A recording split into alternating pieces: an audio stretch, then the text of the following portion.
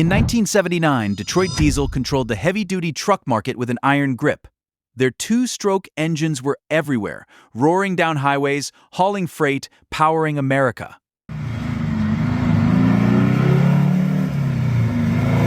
The executives at Detroit Diesel believed they were invincible, a delusion that would cost them everything. Caterpillar had just released the 3406, and Detroit's leadership dismissed it as expensive, niche, irrelevant. But hidden inside their own testing labs, engineers were screaming warnings that would go ignored for years. Detroit Diesel owned the 1960s and 70s. Their two-stroke engines, the 6V71, the 8V92, were the sound of American trucking. That distinctive supercharger whine, the throaty rumble at idle, the raw mechanical presence. Drivers loved them. Fleet operators knew them. Mechanics could rebuild them blindfolded. Market dominance wasn't just numbers, it was culture. When you thought truck engine, you thought Detroit. But in the mid-70s, Caterpillar started making moves. They'd built their reputation in construction and mining. Brutally tough equipment that survived punishment. Now they wanted a piece of the highway market. Their weapon was the 3406, a 14.6-liter inline 6-4-stroke that displays serious power. Detroit's executives looked at the specs and shrugged. The 3406 cost more up front. In 1965, a Detroit 6V71 ran $8,500, while Caterpillar's comparable model hit $11,200. That price gap held into the 70s. Fleets buying dozens of trucks at once felt every dollar. Cat's engine seemed like a premium option for specialty haulers, not a mass-market threat. The technical differences looked academic. Detroit's two strokes fired every crankshaft revolution. Constant power strokes, supercharged air intake, loud and proud. Cat's four strokes used traditional intake compression power exhaust cycles. Quieter, more conventional. Nothing revolutionary. What Detroit's leadership failed to grasp was that conventional meant something else entirely. Efficient. Their engineers knew. Deep in the testing facilities, performance comparisons were piling up. The 3406 delivered peak torque at 1220 RPM, exactly where over-the-road trucks spent most of their time. Detroit's engines needed higher revs to hit their power band. Cat's design was optimized for the exact conditions highway haulers faced every single day. But the boardroom wasn't listening to the lab. Detroit Diesel had built an empire on two-stroke technology. Their entire dealer network, their tooling, their parts supply chain, their training programs, everything revolved around that architecture. Admitting a four-stroke competitor had fundamental advantages meant questioning decades of engineering philosophy. The company was too successful to change, and that confidence was about to become their greatest vulnerability. Then 1979 hit like a freight train running downhill with no brakes. The oil crisis sent diesel prices rocketing from 55 cents per gallon to over $1.20. Fleet operators who'd been comfortable with Detroit's fuel consumption suddenly had accountants screaming at them. Every mile per gallon mattered.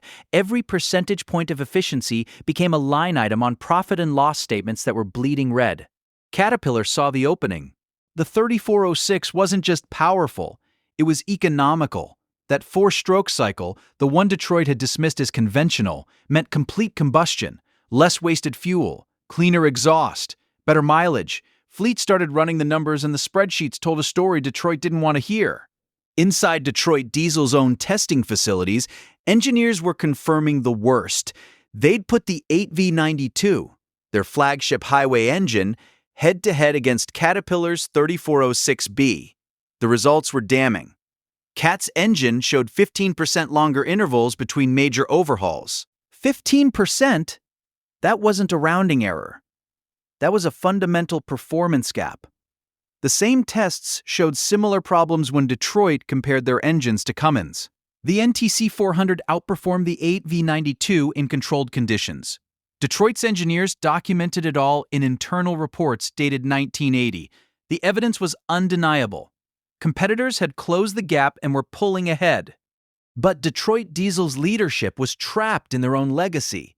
They'd built the company on two-stroke supremacy. Switching to four-stroke designs meant retooling factories, retraining mechanics, redesigning entire product lines. The investment would be massive. The admission of error would be public. So they doubled down. Executives argued that Detroit's engines were proven, reliable, familiar. They pointed to the dealer network. Thousands of service bays stocked with Detroit parts, mechanics who'd grown up rebuilding Series 92 engines. Switching to four-stroke would alienate that entire infrastructure. What they failed to see was that infrastructure was about to crumble anyway, because the market was already voting with its checkbooks. Fleet operators didn't care about corporate pride or engineering philosophy. They cared about fuel costs and downtime. And Caterpillar was offering both in one package. The warnings kept coming. Internal memos, field reports, competitive analysis. All of it landed on desks where decisions were made by men who couldn't imagine Detroit Diesel as anything but the market leader. That's the moment they lost the war. Not when Caterpillar won, but when Detroit refused to fight. Caterpillar's 3406 started appearing in fleets that had been Detroit loyalists for decades. The reason was simple: math.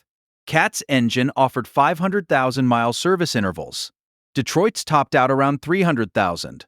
That's not a minor difference. That's 67% more uptime before major maintenance. For a fleet running 100 trucks, the operational savings compounded into millions of dollars annually. Then there was fuel economy. Fleets running the 3406 quickly calculated the payback period. Despite the higher upfront cost, the superior fuel efficiency meant the engine paid for itself within the first year. After that, every mile was pure savings. When diesel was over $1.20 per gallon and climbing, those savings weren't trivial. One fleet operator running a Cat 3406C with an Eaton 9-speed transmission put it bluntly in a forum years later: "The most trouble-free combination we have ever run." That wasn't marketing speak. That was a business owner who'd watched his maintenance costs drop and his profits climb. Detroit Diesel's executives had bet that brand loyalty and dealer relationships would insulate them from market shifts. They were wrong. Fleet operators are unsentimental. Show them a spreadsheet where one engine costs less to run and breaks down less often, and loyalty evaporates.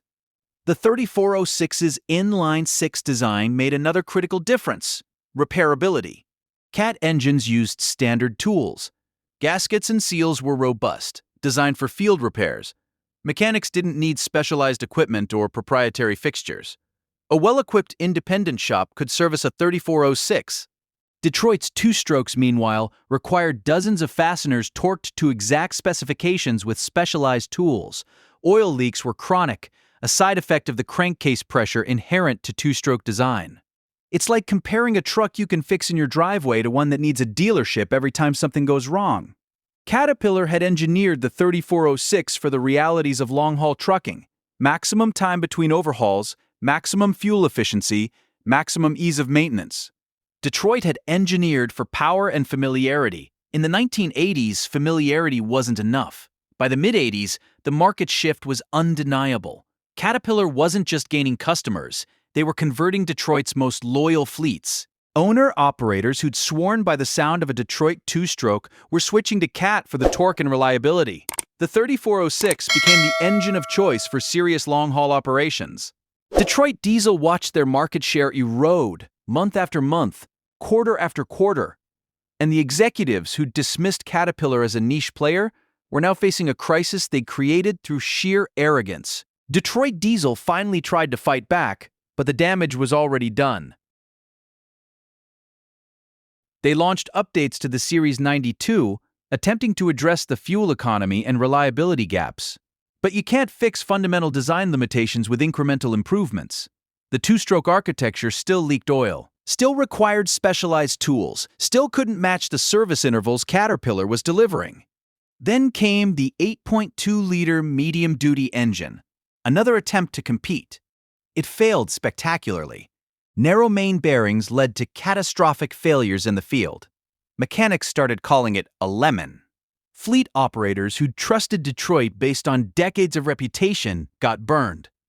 Every misstep reinforced Caterpillar's advantage. But the most devastating blow wasn't technical. It was institutional. Detroit Diesel's dealer network, once their greatest strength, began to crumble. GMC dealers who'd exclusively sold Detroit engines started offering Cummins and Caterpillar options. The unthinkable was happening. Detroit's own distribution channels were hedging their bets. Why? Because customers were demanding it. A dealer who refused to offer Cat engines lost sales to competitors who did. Market forces were more powerful than brand loyalty. Detroit had counted on that network as an unassailable moat, but it evaporated the moment profits were on the line. By the late 1980s, Detroit Diesel was scrambling. They tried partnerships, they tried redesigns, they tried marketing campaigns emphasizing their heritage and reliability. None of it mattered. Fleet operators had spreadsheets showing the 3406 saved them money, and no amount of brand nostalgia could compete with that. The financial impact was staggering. Billions in lost revenue. Market share cut in half. A reputation built over decades damaged by a single strategic miscalculation, dismissing a competitor they should have taken seriously from day one. Internal reports from 1980 that had warned about the 3406's superiority were now being circulated as evidence of management failure. Engineers who'd sounded alarms felt vindicated but bitter. The data had been there, the warnings had been clear. Leadership had simply chosen not to listen. Detroit Diesel's executives had believed their dominance was permanent, that their two-stroke engines were so entrenched, so culturally iconic, that no competitor could dislodge them. They were wrong. Caterpillar had proven that superior engineering, better economics, and patient market penetration could topple even the most established giant. The 3406 didn't win through flashy marketing or aggressive pricing. It won because it was objectively better at the job, and eventually, the market recognized that truth. Detroit Diesel would survive, barely. But the company that emerged was a shadow of what it had been, forever marked by the rivalry they'd lost through their own arrogance. To this day, the shadow of the Caterpillar, 3406, still looms over Detroit Diesel, a powerful reminder of what happens when a giant dismisses a threat. The 3406 became legendary, millions of units in service through the 1980s and 90s. Truckers who ran them spoke with reverence about their reliability. Brute strength and unshakable durability wasn't marketing. It was earned reputation, mile after mile, year after year. Caterpillar eventually exited the on-highway truck engine market in 2007, but the 3406's legacy persists. Restoration enthusiasts hunt for them. Aftermarket parts remain in demand. The engine that Detroit Diesel dismissed as a niche product outlived Detroit's relevance in the market. What are the lessons? First, data doesn't lie, but executives can ignore it. Detroit Diesel had internal testing showing the 3406's superiority as early as 1980.